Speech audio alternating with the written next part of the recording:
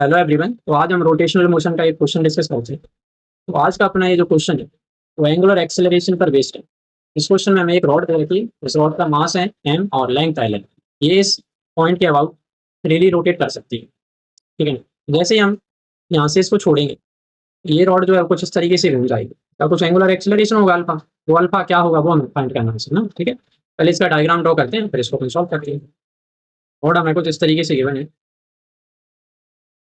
तो पहले तो अपने ये वाला सपोर्ट इसका ड्रॉ कर लेते हैं।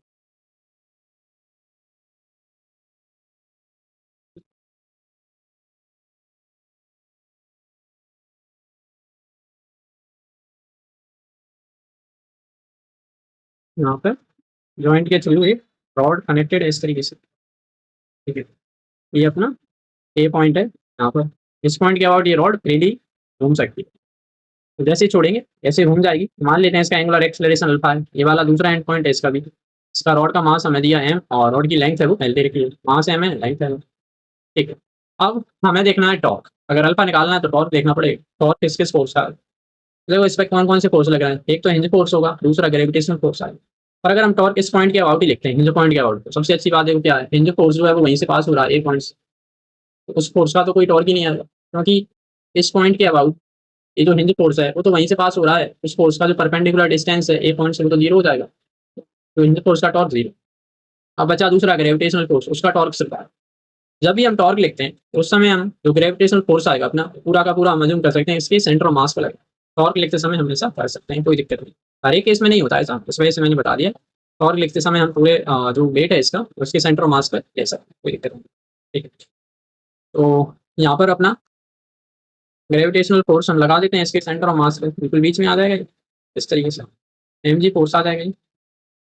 ठीक है, टॉर्क लिखते हैं ए पॉइंट के about. Torque about A is equal to, देखो हम जिस पॉइंट के अबाउट टॉर्क की इक्वेशन लिखते हैं ना, जो मूवमेंट ऑफ इनर्शिया आता है वो भी उसी पॉइंट का ही आता है। मूवमेंट ऑफ इनर्शिया भी हमें ए पॉइंट के अबाउट ही लेना है इनटू अल्फा। और देखो अल्फा है, अल्फा तो रिजिड बॉडी का सेम ही आता है, चाहे किसी भी पॉइंट के अबाउट देखो ना, हर एक पॉइंट का जो अल्फा होता है रिजिड बॉडी का वो क्या होता है, सेम। तो हमें ये बताने की जरूरत नहीं है अल्फा किस पॉइंट के अबाउट। रिजिड बॉडी का अल्फा किसी पॉइंट के अबाउट देख लो, सेम ही है। ठीक है, तो टॉर्क बराबर आई अल्फा।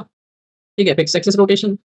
अब एम जी का टॉर्क लेना, तो देखो एम जी वाला जो फोर्स है वो ऐसे लग रहा है वाई एक्सिस के अलोंग। ठीक है, इस तरीके से अपना जो एम जी वाला फोर्स है लग रहा है। इसको थोड़ा अगर अपन एक्सटेंड करें, इसकी लाइन ऑफ एक्शन ना, इसको हम कहते हैं line of action of force. Force इसी लाइन में तो लग रहा है। जब हम टॉर्क लिखते हैं तो हम लिखते हैं फोर्स इंटू उसका परपेंडिकुलर डिस्टेंस। तो फोर्स तो इस लाइन में आ रहा है और देखो इस लाइन के परपेंडिकुलर होगा वो तो हॉरिजॉन्टल लाइन बनेगी ना, एक्स एक्सिस वाली।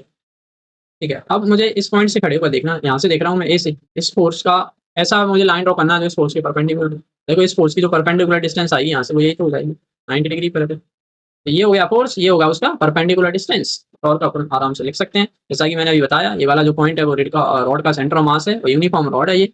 जिसका जो सेंटर ऑफ मास आएगा वो यहाँ से मिड में आएगा बिल्कुल। टोटल लेंथ एल है, सेंटर ऑफ मास की जो डिस्टेंस होगी ए से, इस पॉइंट को सी मान लेते हैं अगर, तो ये L/2 हो जाएगा।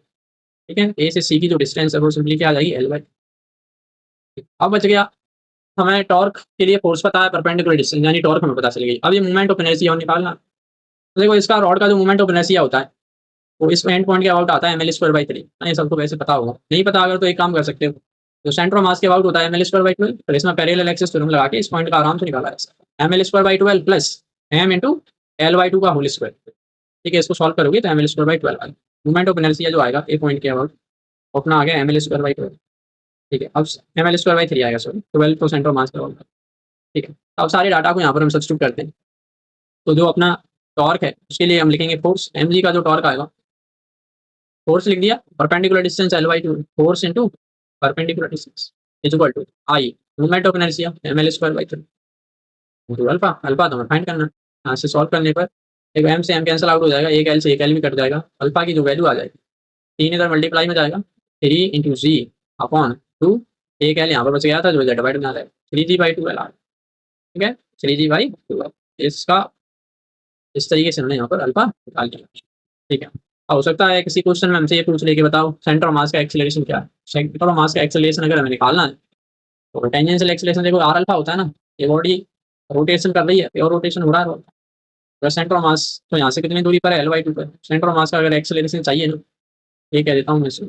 सेंटर ऑफ मास का एक्सेलरेशन सिंपली क्या आ जाएगा, ए बराबर आर अल्फा। अभी कोई बॉडी ये तो सर्कल में घूम रही है ना, L/2 रेडियस के सर्कल में।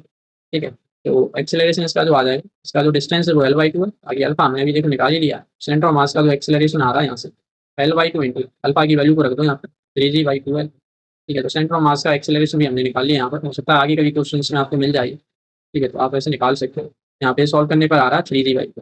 ठीक है, तो इस तरीके से हम इसको भी सॉल्व कर सकते हैं। ठीक है, पर अभी के क्वेश्चन के लिए तो अपना यहाँ पर फर्स्ट ऑप्शन करेक्ट। ठीक है, तो आपको कुछ डाउट है तो आप बता सकते हो। Okay, thank you.